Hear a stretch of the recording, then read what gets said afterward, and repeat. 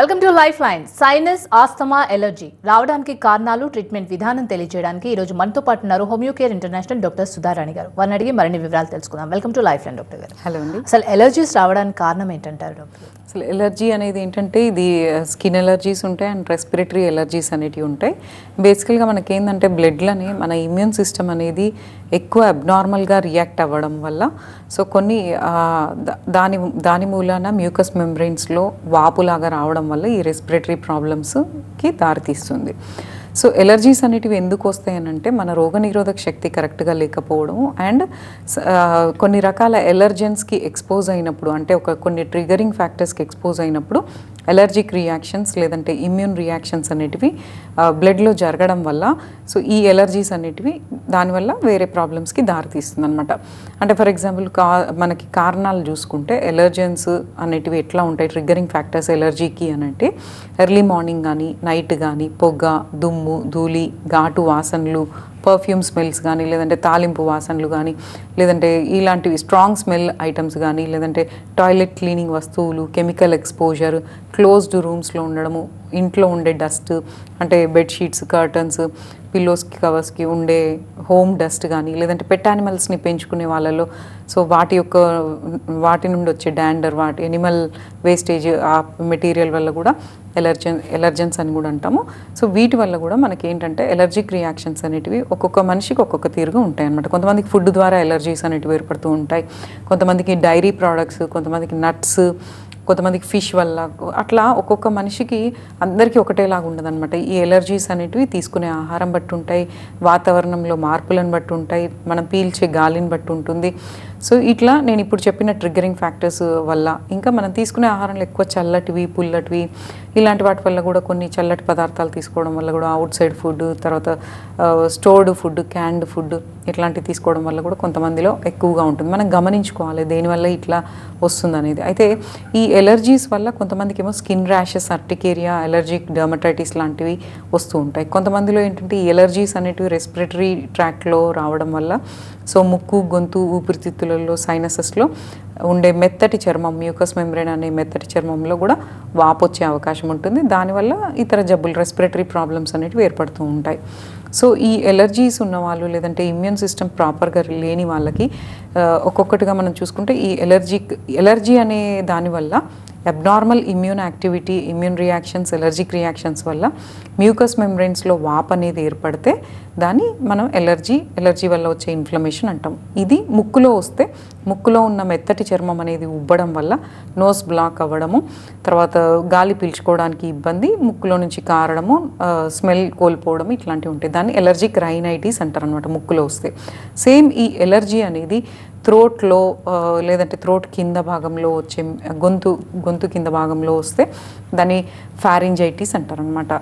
So inflammation అనేది వస్తే same ఈ ఎలర్జీ అనేది ఈ గాలి గొట్టాలంటాం కదా, ఈ ఎయిర్ వేస్లో వస్తే లంగ్స్కి సంబంధించి ఈ బ్రాంక్యూల్స్, ఆల్వియోలై ఇట్లాంటి అంటే గాలి గొట్టాలలో వస్తే, ఎయిర్ వేస్లో వస్తే దాన్ని ఎలర్జిక్ బ్రాంకైటిస్ అంటాం అనమాట. సేమ్ ఈ ఇమ్యూన్ సిస్టమ్ కరెక్ట్గా లేనందువలన లేదంటే కొన్ని ఇన్ఫెక్షన్ల వలన సో మనకేంటంటే ఫేస్లో, స్కల్ బోన్స్లో కొన్ని రంధ్రాలు అనేటివి ఉంటాయి, ఎయిర్ స్పేసెస్ అనేటివి ఉంటాయి, వాటిని మనం సైనసెస్ అంటాం. అక్కడ కూడా మ్యూకస్ మెంబ్రెయిన్స్ అనేటివి ఉంటాయి. సో ఈ ఎలర్జిక్ రియాక్షన్స్ అనేటివి ఎక్కువ ఆ సైనసెస్లో జరిగితే సైనసెస్లో ఉన్న మ్యూకస్ మెంబ్రెయిన్స్ కూడా బాగా ఉబ్బి అవి బ్లాక్ అయిపోవడం, అక్కడ తెమడ లాంటిది చేరడము, మ్యూకస్ లాంటిది చేరడం ఇట్లాంటి వాటి వల్ల సైనసైటిస్ అనేటివి ఏర్పడుతుంది అనమాట. అయితే ఈ ఎలర్జిక్ బ్రాంకైటిస్ అనేది మనం చూసుకుంటే ఏంటంటే ఈ మధ్యకాలంలో చాలామందికి ఇది ఎఫెక్ట్ అవుతుంది, చిన్నపిల్లలలో ఎక్కువగా ఉంటుంది. అండ్ సో ఇమ్యూన్ సిస్టమ్ కరెక్ట్గా లేని వాళ్ళు, బ్యాలెన్స్డ్గా లేని వాళ్ళకి కూడా ఈ ప్రాబ్లం ఎక్కువగా ఉంటుంది. ఎలర్జిక్ బ్రాంకైటిస్ అనేది ఏంటంటే ఇది మన ఫ్యామిలీలో ఆల్రెడీ మన పేరెంట్స్, మన బ్లడ్ రిలేషన్స్లో రన్ అవుతుంది అంటే ఆ జెనెటికల్గా కొంత ఉంటుంది అనమాట. ఎప్పుడైతే మనం ఆ ఎలర్జెన్స్కి ఎక్స్పోజ్ అయినప్పుడో లేదంటే మనం వీక్గా ఉన్నామో, రక్తహీనత అనేది ఉందో, విటమిన్ల లోపాలు ఉన్నాయో, మనం ప్రాపర్గా కేర్ తీసుకున్నట్లయితే ఎలర్జెన్స్కి ఎక్స్పోజ్ అయినప్పుడు ఆస్తమా అనేది బయటపడుతూ ఉంటుంది. అది ఎలా తెలుస్తుంది అని అంటే బ్రెత్లెస్నెస్ అనేది ఏర్పడుతూ ఉంటుంది. ఆ శ్వాస తీసుకోవడానికి ఇబ్బంది, ఆయాసము, దమ్ము, మెట్లెక్కడానికి ఆయాసము, మాట్లాడుతుంటే గట్టిగా మాట్లాడలేరు. తర్వాత ఏదైనా ఇల్లు దులిపినప్పుడు కానీ, లేదంటే పుస్తకాలు దులిపినప్పుడు కానీ, లేదంటే డస్ట్ పొల్యూషన్స్కి ఎక్స్పోజ్ అయినప్పుడు కానీ, లేదంటే ఈ టాయిలెట్ క్లీనింగ్ వస్తువులకి ఎక్స్పోజ్ అయినప్పుడు వాళ్ళకి ఆయాసము, శ్వాస తీసుకోవడానికి ఇబ్బంది లాంటివి ఏర్పడుతుంటాయి. ఇవి ఎందుకు ఏర్పడతాయి అంటే ఎలర్జీ అనేది ఉన్న వాళ్ళకి, వీక్ ఉన్న వాళ్ళకి, ఇమ్యూన్ సిస్టమ్ కరెక్ట్గా లేని వాళ్ళకి ఎలర్జిక్ రియాక్షన్స్ అనేటివి ఎక్కువైపోవడం వల్ల మ్యూకస్ మెంబ్రెయిన్స్లో కొన్ని చెడు పదార్థాలు అనేటివి హిస్టమైన్స్, బ్రాడికైనిన్స్, సైటోకైనిన్స్ అనేటివి రిలీజ్ అవుతూ ఉంటాయి. అవి రిలీజ్ అవ్వడం వల్ల అక్కడ వాపు అనేది ఏర్పడి నార్మల్గా ఉండాల్సిన ట్యూబ్, ఎయిర్వేస్ అనేటివి వాపు వలన చిన్నగా అయిపోతాయి, కుంచుకొని పోతాయి. అట్లా కుంచుకొని పోవడం వల్ల శ్వాస తీసుకోవడానికి తీవ్రంగా ఇబ్బంది పడడం, దమ్ము, ఆ ట్యూబ్స్లో ఈ తెమ్మెడ లేదంటే మ్యూకస్ అనేది బాల్స్ లాగా ఏర్పడి చేరి ఆ గాలి అనేది లోపలికి పోకపోవడం వల్ల వీజింగ్స్ అనేటివి ఏర్పడడం, ఇట్లాంటివి జరుగుతూ ఉంటాయి. సో మీకు ఇందులో కూడా మనకి ఏంటంటే ఎక్యూట్, సబ్ ఎక్యూట్, క్రానిక్ అనేటివి ఉంటాయి ప్రతి ఒక్క దాంట్లో. సో ఎక్యూట్ అనేది ఏంటంటే అది విదిన్ ఒక 1 వీక్లో ప్రాబ్లం అనేది ఎక్కువైపోయి అది 10 డేస్ వరకు అలా లాస్ట్ అవుతూ ఉంటుంది ఎక్యూట్లో. సబ్ ఎక్యూట్ అనేది ఏంటంటే ఈ 10 డేస్ను మించి ఇంకా 2-3 వారాలు ఈ ప్రాబ్లం అనేది ఏర్పడుతూ ఉంటుంది. అండ్ క్రానిక్ ఎలర్జిక్ బ్రాంకైటిస్ అనేది ఏంటి అని అంటే 3 నెలలను మించి కూడా ఈ సంవత్సరాల కొద్దీ అలా ఉండిపోతూ ఉంటుంది. ట్రిగ్గరింగ్ ఫ్యాక్టర్స్కి ఎక్స్పోజ్ అయినప్పుడు, అంటే చల్లటి వస్తువులు తీసుకున్నప్పుడు, తాగినప్పుడు, తిన్నప్పుడు, లేదంటే వాతావరణంలో మార్పులు వచ్చినప్పుడు, లేదంటే మీరు ఆ కెమికల్స్కి ఎక్స్పోజ్ అయినప్పుడు, స్ట్రాంగ్ స్మెల్స్కి ఎక్స్పోజ్ అయినప్పుడు, క్లోజ్డ్ రూమ్స్లో ఉన్నప్పుడు, సో ఘాటు వాసనలు చూసినప్పుడు, ఇలాంటివి మ్యూకస్ మెంబ్రెయిన్స్ మీద వాపు అనేది ఏర్పడి ఎలర్జిక్ బ్రాంకైటిస్ అని అంటే ఆ ట్యూబ్లలో, ఎయిర్వేస్లో వాపు ఏర్పడి మ్యూకస్ అనేది ఇరుక్కుపోయి సో వీజింగ్స్, శ్వాస తీసుకోవడానికి ఇబ్బంది, బ్రెత్లెస్నెస్, ఆయాసము, దమ్ము, ఛాతీలో నొప్పి, సో ఇట్లా ఎక్కువ ఉన్న వాళ్ళకి ఏంటంటే ఆక్సిజన్ అనేది కరెక్ట్గా ఆ భాగాలకు అందకపోవడం వల్ల కూడా సో గిడ్డీనెస్ లాంటివి కూడా ఏర్పడుతూ ఉండొచ్చు, కాన్షియస్ ఆల్టర్ అవ్వడం లాంటివి జరుగుతూ ఉంటాయి. సో ఇలాంటి వాటికి చాలామంది ఏం చేస్తూ ఉంటారంటే సంవత్సరాల కొద్దీ లైఫ్ లాంగ్ ఇతర మందుల మీద, ఇన్హేలర్స్ మీద ఇట్లా వాడుతూ ఉంటారు, స్టిరాయిడ్స్ మీద డిపెండ్ అవుతూ ఉంటారు. అది కొంతవరకు మనకి ఏంటంటే ఇన్స్టంట్ రిలీఫ్ అనేది ఇస్తుంది. ఇలాంటి పరిస్థితులలో హోమియోపతి ఎలా హెల్ప్ అవుతుంది అంటే మేము యూజ్ చేసేటివి ఏంటంటే న్యాచురల్ సబ్స్టెన్సెస్లో నుంచి వచ్చే దాంట్లో నుంచి తయారు చేసే మెడిసిన్స్ ఉంటాయి. దీంట్లో కెమికల్, స్టిరాయిడ్ అలాంటివి ఏమి ఉండవు, పథ్యాలు కూడా ఏముండవు, సైడ్ ఎఫెక్ట్స్, కొత్త సమస్యలు రావు. మందు ద్వారా ఏంటంటే మన న్యాచురల్ ఇమ్యూన్ సిస్టమ్ అనేది ఎక్కువగా అబ్నార్మల్గా రియాక్ట్ అవ్వకుండా అది బ్యాలెన్స్లోకి వచ్చే విధంగా, అలాగే మీకు ఇంకా ఏదైనా లోపాలు లేదంటే ఎక్కువ అబ్నార్మల్ యాక్టివిటీ, మెటబాలిజంలో ఏదైనా డిస్టర్బెన్సెస్ ఉంటే అవి సెట్ అవుతాయి. న్యాచురల్ ఇమ్యూనిటీ, మనకి ప్రతి మనిషికి ఇమ్యూన్ సిస్టమ్ అనేది ఉంటుందన్నమాట. అది నార్మల్గా పనిచేసే విధంగా మా మెడిసిన్స్ యూజ్ అవుతాయి. దానివల్ల ఏంటంటే ఎయిర్వేస్ అనేటివి రికరెంట్గా కన్స్ట్రిక్ట్ అవ్వకుండా, కుంచుకొని పోకుండా, తర్వాత తెమిడ అబ్నార్మల్గా రాకుండా, ఎయిర్వేస్ అనేటివి క్లియర్ అయ్యే విధంగా, ఎలర్జిక్ రియాక్షన్స్ తక్కువ అయ్యే విధంగా, దాని తీవ్రత అనేది మంత్ అవి తగ్గుతుంటూ, దాని సివియారిటీ, ఇంటెన్సిటీ అనేది తగ్గుతూ మనకేంటంటే ఇన్స్టంట్ రిలీఫ్ అవ్వడమే కాకుండా అది లైఫ్ లాంగ్ కంటిన్యూ అవ్వకుండా హోమియోపతిక్ మెడిసిన్స్ యూజ్ అవుతాయి. సో ఇట్లా ఉంటుంది. అలాగే ఈ ఎలర్జిక్ రియాక్షన్స్ అనేటివి ముక్కులో అనేది బాగా ఏర్పడ్డప్పుడు, ఎలర్జిక్ రైనైటిస్ అనేటివి చాలా కామన్గా చాలామందికి తరచుగా వస్తుంటుంది, తగ్గుతుంది, మళ్ళీ రిపీట్ అవుతుంది. ఇవేంటంటే ఇది కూడా అంతే, వాతావరణంలో మార్పులు, చల్లగాలికి ఎక్స్పోజ్ అయినప్పుడు, వెండుకి ఎక్స్పోజ్ అయినప్పుడు, లేదంటే చల్లటివి తీసుకున్నప్పుడు, ఘాటు వాసనలు, ఇలాంటి వాటి వల్ల కూడా కొంతమందికి ఏంటంటే ముక్కులో ఉన్న కండరాలు ఉబ్బడము, మ్యూకస్ మెంబ్రెయిన్ అనేది ఉబ్బడం వల్ల కంప్లీట్గా నోస్ బ్లాక్ అవ్వడము, నోస్లో నుంచి కంటిన్యూ డిశ్చార్జ్, కొంతమందిలో కర్చీఫ్లు తడిసిపోతూ ఉంటాయి అన్నమాట నాజల్ డిశ్చార్జ్ వలన. సో స్మెల్ అనేది కోల్పోతూ ఉంటారు, ఎనాస్మియా. సో ఇట్లా ఉన్నప్పుడు ఏంటంటే ఫేస్ స్వెల్లింగ్, ఫేషియల్ పెయిన్ కూడా రావచ్చు. సో ఇలాంటి వాటికి కూడా మనకు హోమియో మెడిసిన్స్ బాగా పనిచేస్తాయి. ఇంకా ఎలర్జిక్ రియాక్షన్స్ ఎక్కువ ఉన్న వాళ్ళకి, చిన్నపిల్లలను మనం చూసుకుంటే కామన్గా టాన్సిల్స్, ఎడినాయిడ్స్ అనేటివి ఎక్కువ మనం వింటూ ఉంటాం అనమాట. ఎవ్రీ ఫ్యామిలీలో ఎవరో ఒకరు చెప్తూ ఉంటారు. సో చిన్నపిల్లలలో ఈ టాన్సిలైటిస్ అండ్ ఎడినాయిడ్స్ అనేది కూడా మనకు హోమియోపతి ట్రీట్మెంట్ ద్వారా సర్జరీ లేకుండా మనం ట్రీట్ చేసుకోవచ్చు. అంటే అది ఏ స్టేజ్లో ఉంది, ఎంత తీవ్రతతో ఉందనే దాన్ని బట్టి, ఆ స్టేజెస్ని బట్టి మందులు అనేటివి ఉంటాయి. మందులు రెగ్యులర్గా యూజ్ చేస్తే మనకి విదిన్ ఫ్యూ డేస్లో మనకు అది కంట్రోల్ అయితే అవుతుంది.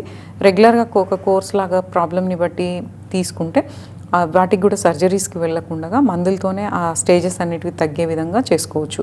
సో ఈ చిన్నపిల్లల్లో ఈ టాన్సిలైటిస్ ఎడినాయిడ్స్ అనేటివి ఏంటంటే, టాన్సిల్స్ అంటే మనకి గొంతు సాఫ్ట్ ప్యాలెట్ కింద ఇరువైపులా 2 టాన్సిల్స్ అనేటివి అందరికీ ఉంటాయి. సో ఇవేంటంటే మనకు బయట నుంచి వచ్చే ఇన్ఫెక్షన్స్ అంతవరకు ఆగిపోతూ ఉంటాయి అనమాట. కొన్నిసార్లు ఏంటంటే ఇన్ఫెక్షన్ ఎక్కువైపోయినప్పుడు ఆ టాన్సిల్స్ అనేటివి బాగా ఉబ్బిపోయి దాని మీద తెల్లటి లేయర్ అనేది ఏర్పడడం, గుల్లలు ఏర్పడడం, మింగడానికి ఇబ్బంది, మెల్లమెల్లగా ఇన్ఫెక్షన్ అనేది స్ప్రెడ్ అవుతూ ఉంటుంది. థ్రోట్ సివియర్ పెయిన్, కంప్లీట్గా బ్లాక్ కూడా అయిపోతుంది, మింగడానికి ఇబ్బందికరంగా ఉంటుంది అనమాట.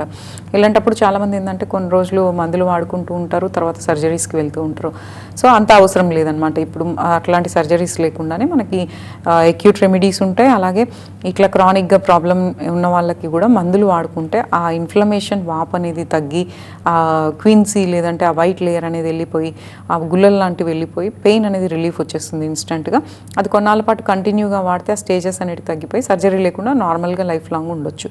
అలాగే చిన్నపిల్లల్లో ఎక్కువ శాతం చూసేది ఎలర్జీస్, రెస్పిరేటరీ ఇన్ఫెక్షన్స్లో ఈ ఎడినాయిడ్స్ అనేటివి కూడా చాలా కామన్గా చూస్తూ ఉంటాం అనమాట. ఎడినాయిడ్స్ అనేటివి ఏంటంటే ముక్కు నుంచి థ్రోట్కి, గొంతుకి మధ్యలో ఈ ఎయిర్వేలో ఉంటుందన్నమాట, సైడ్కి. సో ఇవి బాగా ఇన్ఫెక్షన్కి ఏర్పడ్డప్పుడు, చల్లటివి తీసుకున్నప్పుడు, వాతావరణంలో మార్పులు ఉన్నప్పుడు, పిల్లలకి ఇమ్యూన్ సిస్టమ్ కరెక్ట్గా లేనప్పుడు అవి కూడా ఇన్ఫ్లేమ్ అయిపోతూ ఉంటాయి, వాపుకు గురవుతాయి. అవి వాపుకు గురైనప్పుడు ఆ ఎయిర్వే అనేది మూసుకొని పోతుంది, దారి చిన్నగా అయిపోతుంది. దానివల్ల శ్వాస తీసుకోవడానికి విపరీతమైన ఇబ్బంది, నిద్రలో స్నోరింగ్ లాంటివి ఏర్పడుతూ ఉంటాయి. వాళ్ళ దగ్గర నుంచి బ్యాడ్ స్మెల్ అనేది, వాళ్ళ బ్రెత్ అనేది బ్యాడ్ స్మెల్ ఏర్పడుతూ ఉంటుంది. వాళ్ళకే బ్యాడ్ స్మెల్ రావచ్చు, లేదంటే కంప్లీట్గా స్మెల్ కోల్పోవచ్చు. సో ఒక్కొక్కసారి ఏంటంటే ఈ ఎడినాయిడ్స్ బాగా ఎక్కువైపోయినప్పుడు, నాజల్ పాలిప్స్, ఎడినాయిడ్స్ ఎక్కువైపోయినప్పుడు ముక్కు యొక్క షేప్ కూడా అవుట్ అవ్వడము, లేదంటే కంప్లీట్గా నోస్ బ్లాక్ అవ్వడము, కంప్లీట్గా స్నోరింగ్, నిద్రలో సడన్గా శ్వాస ఆగిపోయినట్టుగా ఉండి ఉలికి పడడం, ఇట్లాంటివి జరుగుతూ ఉంటాయి అన్నమాట.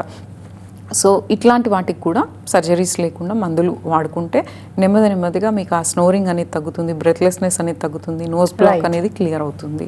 ఒక్కొక్కరు తుమ్ముతారు. ఫస్ట్ తుమ్ము అంటే ఒక్క తుమ్ముతో సరిపోదు, అంటే కంటిన్యూస్గా వస్తూనే ఉంటాయి, 5-10 వరకు కూడా నాన్ స్టాప్గా వస్తాయి. కొందరికేమో నార్మల్ కోల్డే ఉంటుంది, కానీ అది నెలలు, ఇందాక మీరు చెప్పినట్టు వారాలు ఉంటాయి, నెలలు కూడా ఉంటాయి. ఎందుకు అలా అంటారు? సో బేసికల్గా ఏంటంటే ఎలర్జీ వలన ఇలాంటి సమస్యలు ఏర్పడుతూ ఉంటాయి. అంటే రక్తంలో ఎలర్జిక్ రియాక్షన్స్ చాలా ఎక్కువ జరుగుతుంటాయి కొంతమందికి. ఇమ్యూన్ సిస్టమ్ అబ్నార్మల్గా ఉండడం వల్ల, రోగనిరోధక శక్తి తక్కువ ఉండడం వల్ల. సో ఇట్లా ఎర్లీ మార్నింగ్ చాలామంది ఏం చెప్తూ ఉంటారంటే ఎర్లీ మార్నింగ్ కంటిన్యూగా 20-30 తుమ్ములు వస్తూ ఉన్నాయి. ఆ తుమ్ముల వల్ల మళ్ళీ హెడేక్ రావడము, కొంతమందిలో యూరిన్ అన్కంట్రోల్డ్గా పడిపోవడము, ఇట్లాంటివి చెప్తూ ఉంటారు అనమాట.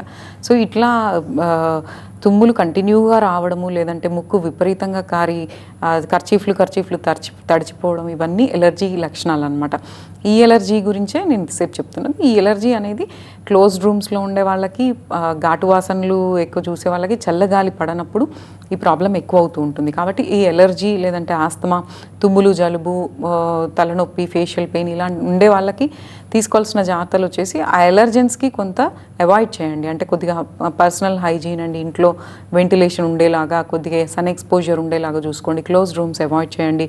తర్వాత డస్ట్కి కొంచెం దూరంగా ఉండండి, ఘాటు వాసనలకు కొద్దిగా దూరంగా ఉండి, కెమికల్కి కొంచెం దూరంగా ఉండి, చెవులకి గాలి నీరు పోకుండా చూసుకోండి, తలకు స్నానం చేస్తే తొందరగా డ్రై అయ్యేటట్టు చూసుకోండి.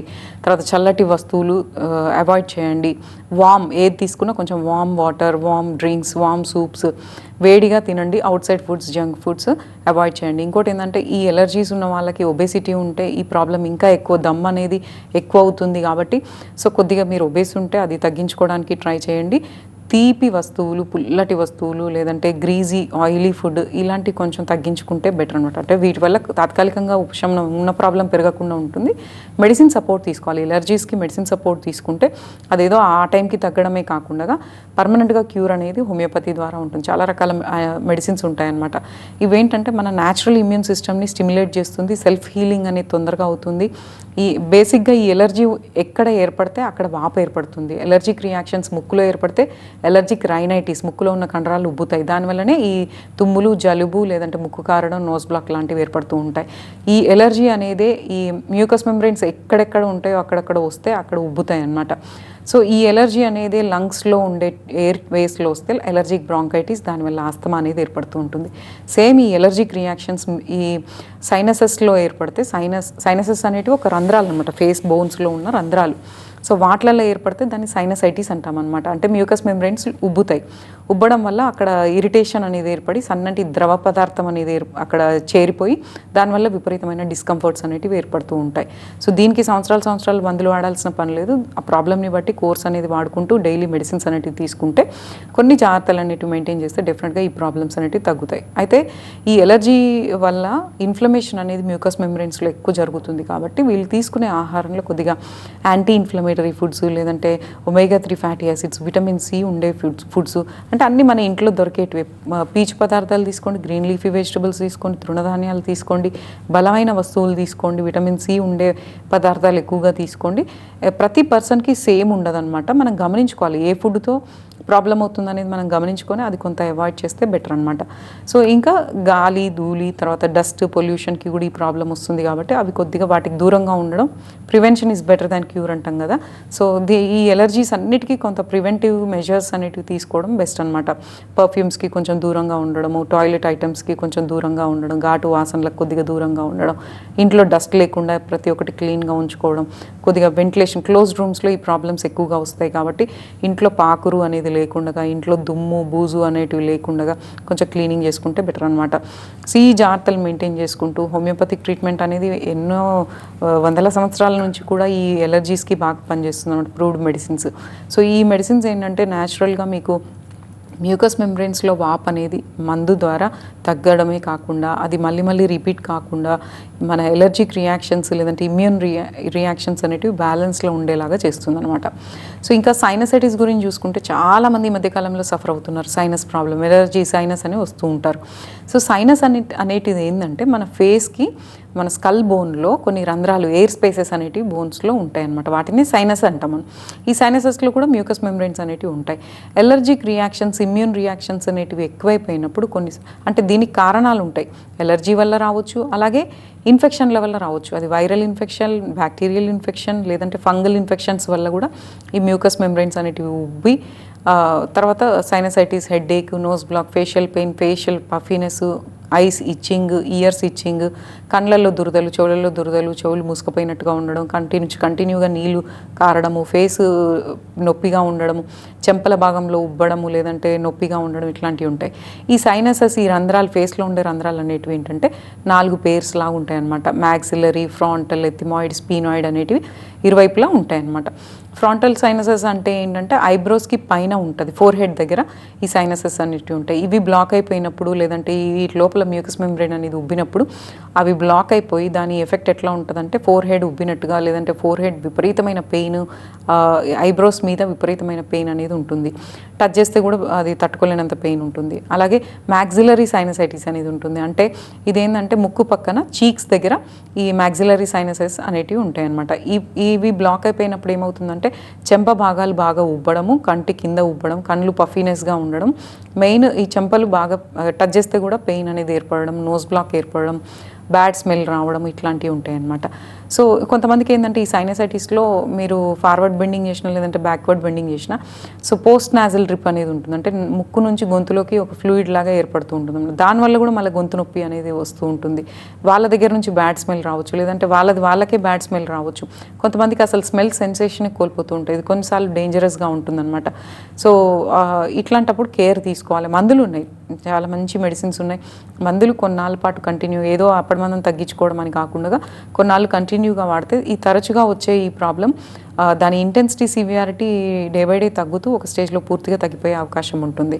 సో ఇదనమాట. ఇంకా ఎథిమాయిడ్, స్పీనాయిడ్ సైనసెస్ అనేటివి ఉంటాయి. ఎథిమాయిడ్ అనేది ఏంటంటే బొట్టు ప్రాంతంలో, అంటే ఐబ్రోస్కి మిడిల్ ఆఫ్ ద ఐస్, ఐబ్రోస్కి మధ్యలో ఇది ఉంటుందన్నమాట. దీనివల్ల ఏంటంటే ఇది బ్లాక్ అయిపోయినప్పుడు కంటి మధ్యలో ఈ బొట్టు కింద ప్రాంతంలో విపరీతమైన నొప్పి, కన్ని గుడ్లు గుంజడము, లేదంటే తలనొప్పి, ఫేస్ అంతా ఒక బరువు పెట్టినట్టుగా, ఒక రాయి పెట్టినట్టుగా, లేదంటే ఒక ఎయిర్ నిండినట్టుగా, అర్థం కాని పరిస్థితి, మైండ్ యాక్టివిటీ కూడా చేంజ్ అవుతుంటుంది, డల్ అయిపోతూ ఉంటారు. సో ఈ కాన్సన్ట్రేషన్ దెబ్బతింటుంది. ఇది ఎథిమాయిడ్. ఇంకా స్పీనాయిడ్ సైనసెస్ అనేటివి ఉంటాయి. ఇది నాలుక పై భాగంలో ఉండవచ్చు. సో ఇది బ్లాక్ అయిపోయినప్పుడు సిమ్టమ్స్ ఎట్లా ఉంటాయి అంటే స్పీనాయిడ్ సైనసెస్లో చెవుల వెనకాల మాస్టాయిడ్ అనేది ఉంటుందన్నమాట. సో చెవుల వెనకాల గుంజడము, తల పైన గుంజడము, తర్వాత కను గుడ్లు గుంజడము ఇట్లాంటివి ఉంటాయి. సో ఇన్ జనరల్ మనకి ఇంకొకటి ఏంటంటే పాన్ సైనసైటిస్ అనేది ఉంటుంది. అంటే మొత్తం ఈ 4 pairs ఆఫ్ సైనసెస్ కొంతమందిలో సివియారిటీ ఎక్కువ ఉన్న వాళ్ళకి ఈ 4 సైనసెస్ బ్లాక్ అయిపోతూ ఉంటాయి. దాన్ని పాన్ సైనసైటిస్ అని కూడా అంటాం అనమాట. ఇందులో తీవ్రమైన లక్షణాలు ఉంటాయి. అంటే విపరీతమైన తలనొప్పి, విపరీతమైన తల వెనకాల భాగంలో, చెవుల వెనకాల భాగంలో తల అంతా, ఫేస్ అంతా కూడా నొప్పి, nose block, nasal discharge, nose block కంటిన్యూగా ఉండడము, కాఫ్ లాగా రావడము, కొన్నిసార్లు అది విపరీతంగా ఉంటే ముక్కుని టచ్ చేసిన, ఫేస్ని టచ్ చేసిన ముక్కులో నుంచి బ్లీడింగ్ లాగా రావడం లాంటివి జరుగుతూ ఉంటాయి. సో మీకు 2-3 వారాలను మించి లేదంటే అప్పుడు మందం అట్లా వచ్చినా కూడా హెడేక్ ఉన్నా, ఫేషియల్ పెయిన్ ఉన్నా, ఫేస్ పఫీనెస్ ఉన్నా, కండ్లు గుంజుతున్నా, లేదంటే కంటిలో నుంచి కంటిన్యూ డిశ్చార్జ్ ఉన్నా, దురదలు ఉన్నా, ఎందుకంటే ప్రతిదానికి కనెక్షన్స్ ఉంటాయి. సైనసెస్కి, మనకి గొంతుకి, చెవుకి యూస్టాచన్ ట్యూబ్ అనేది ఉంటుంది.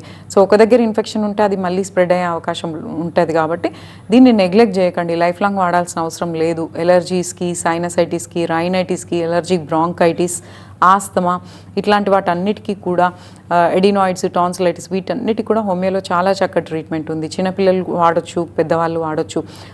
మీరు ఆల్రెడీ ఇతర జబ్బులతో బాధపడుతూ వాటికి ఆల్రెడీ వాడుతున్నా కూడా వాటి మెడిసిన్స్ని ఏం డిస్టర్బ్ చేయకుండా హోమియోపతిక్ ట్రీట్మెంట్ అనేది తీసుకోవచ్చు.